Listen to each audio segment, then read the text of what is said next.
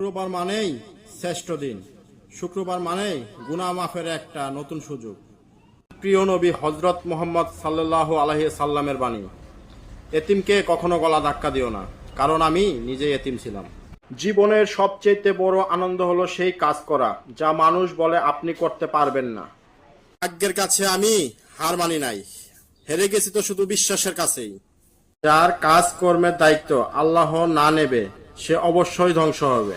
ভবিষ্যতের গোপন রহস্য লুকিয়ে আছে তোমার প্রতিদিনের রুটিনের মধ্যে। প্রতি মিনিটে কত মানুষ মারা যায়, কিন্তু শুকরিয়া যে আল্লাহ আমাকে আপনাকে সুস্থ রেখেছেন, বলে আলহামদুলিল্লাহ।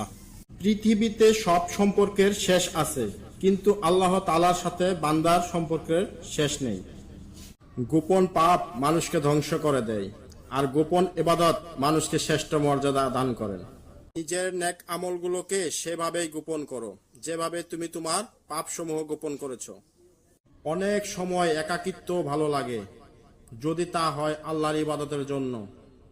অতীতকে পরিবর্তন করা সম্ভব নয়, তবে ভবিষ্যৎ এখনো তোমার হাতে আছে, বুঝে নাও কি করবে।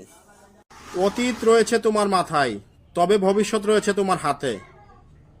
কাফনের কাপড় এক আজব জিনিস, যে বানায় সে বিক্রি করে দেয়, যে কেনে সে ব্যবহার করে না, যে ব্যবহার করে সে জানেই না।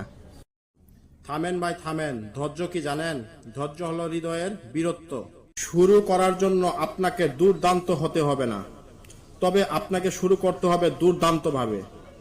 নীরবে কঠিন পরিশ্রম করুন, আপনার সাফল্য আপনাকে চিৎকার করে ডাকবে।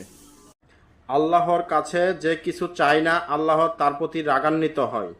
প্রেম ভালোবাসায় কষ্ট থাকতে পারে, কিন্তু তিনটি প্রেমে কখনো কষ্ট নেই: আল্লাহর সাথে, রাসূল সাল্লাল্লাহু আলাইহি সাল্লামের সাথে এবং মা বাবার সাথে।